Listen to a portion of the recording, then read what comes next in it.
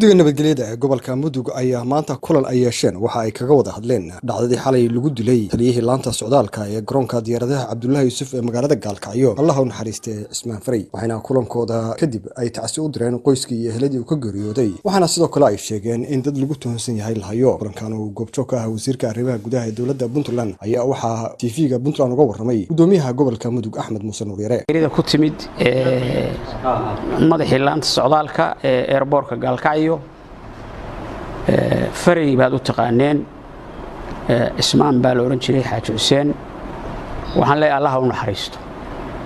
waxaan uga tacsiyeenayaa ummadda reer Puntland oo dhan iyo khaasiyatan ehelkiina walba qoys buu leeyahay caruurtiisii iyo eheladiisii Allah u naxariistaan leeyahay isaga dadkiisina samir iyo iimaan Allah naga siiyo anaga oo dhan iyo badal khayr qaba shayaadiintii dadka dili jirtay baa u soo dhoomatoo dishay waxaan in ilaahiisa aaminsan oo ku tukada masaajida oo aan wax cabsi ah oo tarbi aan ahayn ka qabin iswaardiyeyn dadkoo dhanna saasaa looga baahan yahay waxba ma dili karaan qof ilaahay u soo diray oo lagu halaajinaya iyaga ma ahayn waxba ma dili karaan qofka naftiisa ilaahay baa haya xilligu dhiman lahaana ilaahay baa og meesha ku dhimanayna waa loo qoray Soomaalida waxay tiraahdaa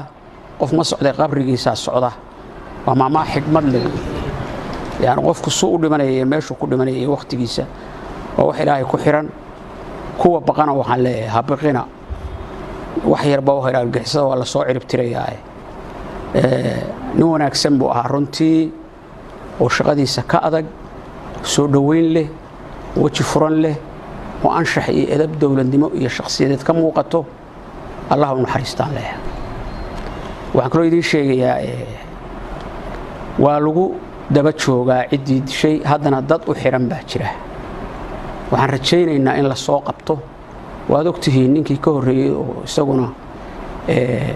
maaliyadda u shaqaynayay oo qaraxa loogu xiray gaariga isagana dad baa u xiran si dhow loo maleynay inay iyaga yihiin baaris baa ku socota sarkaalkana dad baa loo qabtay wayna socotaa hawshiisii ma aha inta la dilo in la iskaga aamusayo ma aha dadka waxaan leeyahay reer Mudugga ama Puntland oo dhan iskaashi baa la rabaa haddii layna baqdin geliyo oo habeenba qof la dilo oo dawladdu maxay ka qabatay aad tiraahdaan dawladdu dadka oo dhan ma waardiyeyn karto waxa la rabaa in xog lagu waardiyeeyo xogta la isu keeno waxa kale rabaa qofkan inta wax dilay iska cararaya iyadoo bastoolada la haysto inaan laga baqin oo qofku uusan isoron arma qofka dishay bari lagu qisaasa qof buu dilay waa caraba dad badan buu dhex maraya dadka inta badan waa hubaysan tahay in lagu dhiirado la dilaa la rabaa oo la ogaado arintaas waliba waxa fiican la dhaawaco la qabto si xog looga helo taasna saasaan loo dardaarmayaa dadka baqaya oo ka qaxaya gobolka ama dadka ugu sheekeynaya mas'uuliyiintii gobolka ka qaxday oo baadiyay soo seexdaan waa shabaabka laftiisu kuwa u shaqeeyay kuwa ay baqsadeen weeye ma jiro mas'uul gobolka ka qaxay oo cabsi la soo seexan waayay sabab loola seexan waayana ma jirto afka shabaabka weeye qofka isleeyihiin ama waa ruuxi ama shaqo bulshada u haya bay ka bilaabayaan inay propagandeeyaan oo bulshada ka hor keenaan iyo inay baqsadaan labadaba kay baqsan waayaan waa propagandeynayaan waxaan oranayaa ha ka baqina waa cadow soo duulay oo adduunka oo dhan global ay tahay colaadiisa iyo shaydaannimadiisu waana soo afjarmayaan haddii ilaahay idmo inagoo aan shabaab arag baynu arki doonaa intii nool baa arki doonta system kastoo aasaasma oo noocaas oo kala ah